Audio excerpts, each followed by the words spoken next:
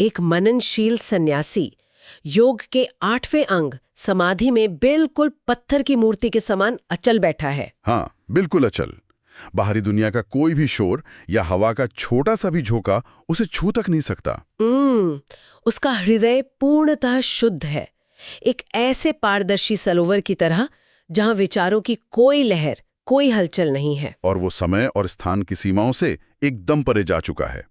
लेकिन फिर अनगिनत वर्षों की उस गहरी समाधि के बाद वो सन्यासी धीरे से अपनी आंखें खोलता है। और उसी क्षण उस शांत अचल चेतना में अचानक एक छोटा सा विचार कौंधता है। मतलब सन्यासी के मन में एक संकल्प उठता है कि जैसे अन्य प्राकृतिक जीव व्यवहार करते हैं वैसे ही मैं भी कुछ चेष्टा करूं। हाँ, मैं भी कुछ करूं। और बस यही एक विचार, यही एक छोटा सा संकल्प उस अनंत मायाजाल की शुरुआत बन जाता है जिसने इस पूरी सृष्टि को रच दिया। आज के इस गहन विश्लेषण में हमारा मिशन इसी सन्यासी की महायात्रा को डिकोड करना है। ये समझना है कि हमारा मन कैसे हमारी पूरी दुनिया का निर्माण करता है। तो इसे ऐसे देखते हैं कि शुद्ध चेतना में उठा एक छोटा सा संकल्प कैसे पूरे ब्रह्मांड की रचना कर देता है। मैं भी कुछ करूं, ये कोई साधारण विचार नहीं था। ये तो बिल्कुल वैसा ही है ना, जैसे एक एकदम शांत और पारदर्शी झील में आपने एक छोटा सा कंकड़ फेंक दिया हो। एकदम सही। वो कंकड़ पानी को बस छूता भर है, लेकिन उसकी लहरें पूरी झील की सतह पर फैलने लगती हैं। ठीक वैसे ही सन्यासी के मन का ये पहला संकल्प उसकी एक अनंतहीन यात्रा का कारण बन जाता है। तो अब कहानी में आगे बढ़ते हैं। अपने ही उस संकल्प की शक्ति से वो सन्यासी स्वयं को जीवट के रूप में कल्पित करने लगता है। जीवट मतलब एक ऐसा व्यक्ति जिसका जीवन मदिरा और नशे के इर्द गिर्द घूमता है।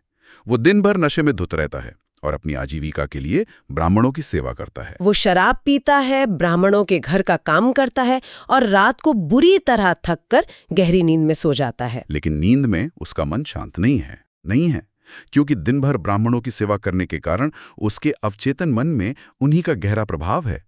तो स्वप्न में वह जीवट स्वयं को वेद पढ़ने वाला एक अत्यंत विद्वान ब्राह्मण देखता है। अरे वाह, मतलब चेतना कैसे एक नई वास्तविकता गढ़ रही है। वो ब्राह्मण वेदों का निरंतर पाठ करता है, अपने जीवन में पुण्यों का संचय करता है। और फिर एक रात जब वो ब्राह्मण सोता है तो अपने उन्हीं पुण्यों के भारी प्रभाव से अपने ही स्वप्न के भीतर एक और स्वप्न देखता है। वह एक विशाल सेना वाला प्रतापी राजा बन जाता है। और मजे की बात देखिए कि ये श्रृंखला यही नहीं रुकती। वो प्रतापी राजा भी थकावट के बाद सोता है और स्वप्न देखता है कि वह अब कोई साधारण राजा नहीं, बल्कि पूरी पृथ्वी पर राज करने वाला एक चक्रवर्ती सम्राट बन गया है। बिल्कुल, एक के बाद एक नई दुनिया खुलती जा रही है। ये तो बिल्कुल रशियन नेस्टिंग डॉल्स की तरह है।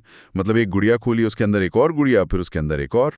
जो भावना या जो विचार सोने से ठीक पहले मन में सबसे दृढ़ होता है ना, वही हमारी अगली वास्तविकता या अगले जन्म का रूप ले लेता है। मतलब सन्यासी के भीतर कुछ करने की भावना जीवट बनी, जीवट के भीतर सेवा का भाव उसे ब्राह्मण बना गया और ब्राह्मण के पुण्य उसे राजा बना गए। हर आवरण अपने आप में एक पूर्ण और वास्तविक दुनिया जैसा महसूस हो रहा है।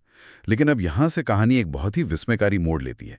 अच्छा, क्या होता है आगे? वो चक्रवर्ती सम्राट महल में सोता है और स्वप्न में एक देवांगना यानी एक बेहद खूबसूरत अप्सरा बन जाता है। और वो अप्सरा सुंदर बगीचों में विचर रही है। हाँ, लेकिन अचानक उसकी दृष्टि एक सुंदर हरिणी पर पड़ती है। उस हरिणी की बड़ी और चंचल आंखें देवांगना के मन में बस जाती हैं।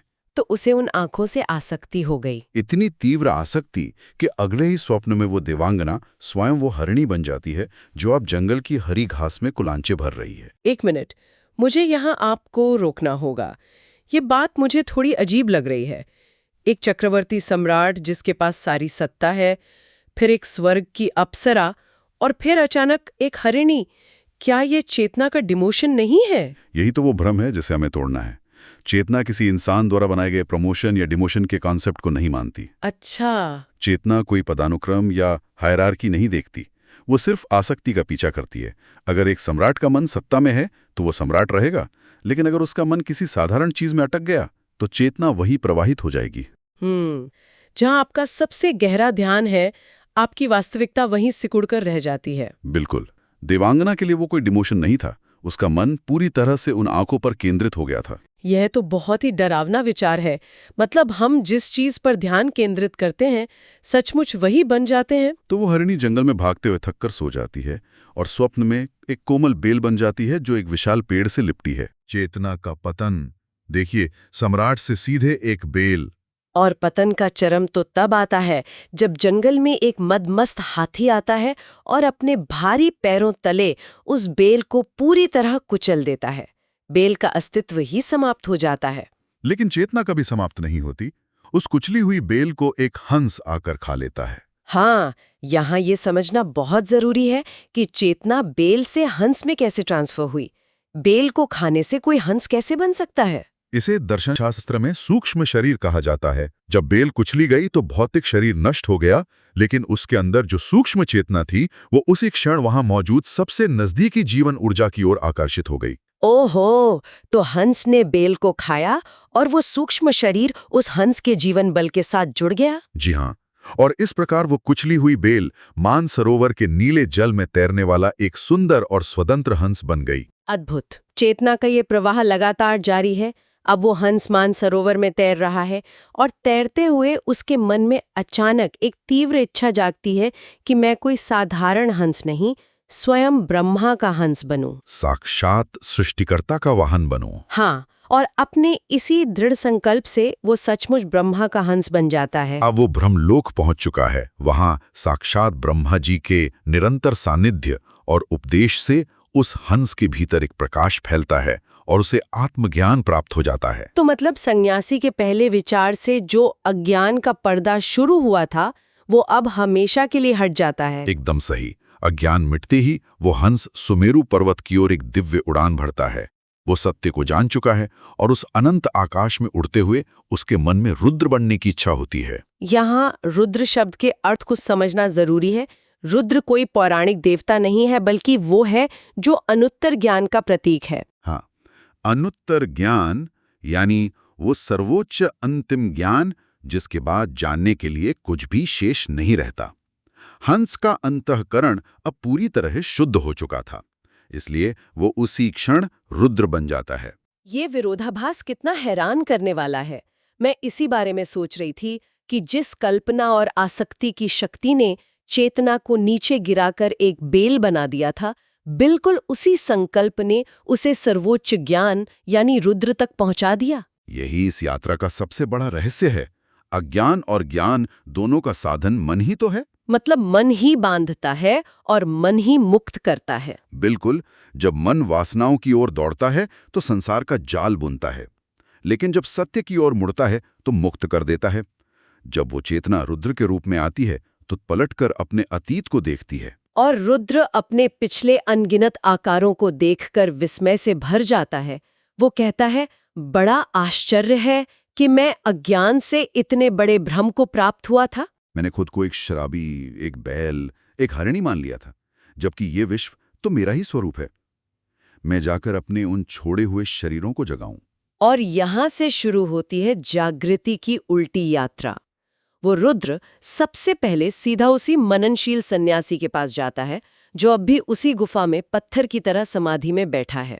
रुद्र अपनी चित्तशक्ति से, अपनी मानसिक ऊर्जा से उसे जगाता है। सन्यासी आंखें खोलता है और उसे तुरंत ये सर्वोच्च ज्ञान हो जाता है कि वो सर्वव्यापी है। उसका भ्रम टूट जाता है। फिर वे दोनों, रुद्र और सन्यासी, एक साथ मिलकर उस जीवट के पास जाते हैं जो मदिरा के बर्तनों के बीच अचेत पड़ा है। वे उसे भी जगाते हैं।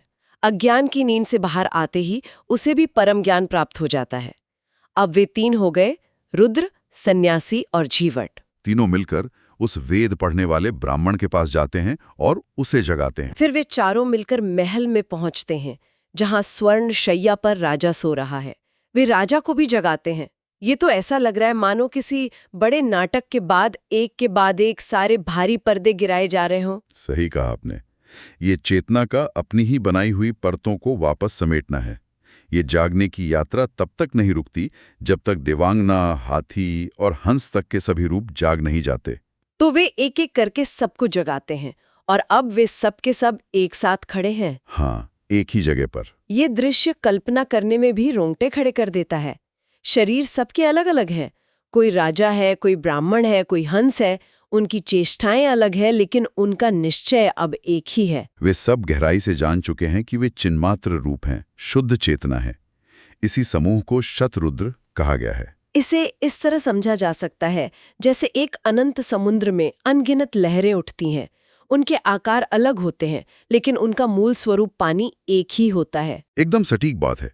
ज्ञानवान के लिए सारा विश्व एक ही आत्मा का रूप है, और तब उस पूर्ण ज्ञान की अवस्था में मुख्य रुद्र उन सबको अपना अंतिम आदेश देते हैं। वो कहते हैं, हे साधो, तुम अपने अपने स्थानों को जाओ, अपने जीवन के भोगों को जियो, और महाकल्प के अंत में हम सब विदेह मुक्त हो जाएंगे। विदेह मुक्त यानी शरीर त्यागने के बाद पूर्ण मुक्ति, जिसके बाद कोई पुनर्जन्म नहीं होता। अरे, मैं यही पूछने वाली थी। अगर उन्हें सत्य का ज्ञान मिल ही गया था, तो वे सब वापस अपनी अपनी दुनिया में क्यों गए? रुद्र ने वापस जाकर भोग जीने को क्यों कह रहा है? क्योंकि परम ज्ञान का अर्थ इस दुनिया को छोड़कर भागना या शरीर को नष्ट करना नहीं है। रुद्र का आदेश स्पष्ट करता है कि संसार का कोई भी कर्म आपको तब तक नहीं बांधता जब तक आपके भीतर उसके प्रति अज्ञान है। अच्छा, तो राजा अब भी राज करेगा, ब्राह्मण अब भी पाठ करेगा। हाँ, लेकिन अब वे कर्ता भाव से मुक्त हैं। वे दुनिया में रहेंगे, सारे काम करेंगे, लेकिन कमल के पत्ते की तरह पानी में रहते हुए भी पानी से अछूते। बहुत खूब। मतलब अज्ञान के अंधेरे में रोते कलपते हुए नहीं, बल्कि पूर्ण चेतना के प्रकाश के साथ जी रहे थे, दुनिया में रहते हुए भी दुनिया से मुक्त। बिल्कुल।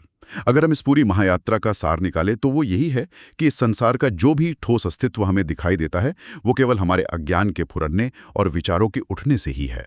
यदि ज्ञान की स्पष्ट दृष्टि से देखा जाए तो ये मायाजाल अपने आप में कुछ भी नहीं है। सब कुछ उसी एक चेतना का ही फैलाव है। तो इस पूरी कहानी को सुनने के बाद सोचने वाली बात यह है कि क्या ये संभव है कि हमारा वर्तमान जीवन, ये पहचान और आसपास की ये पूरी दुनिया केवल एक और स्वप्न की श्रृंखला हो? बहुत ही गहरा सवाल है। क्या पता हम सभी अपने अपने वास्तविक स्वरूप में कहीं किसी समाधि में गहरी नींद सो रहे हों, और कोई रुद्र हमारी ही चेतना की किसी गहरे अनजान कोने से हमें जगाने के लिए अपनी उल्टी यात्रा पर निकल चुका हो।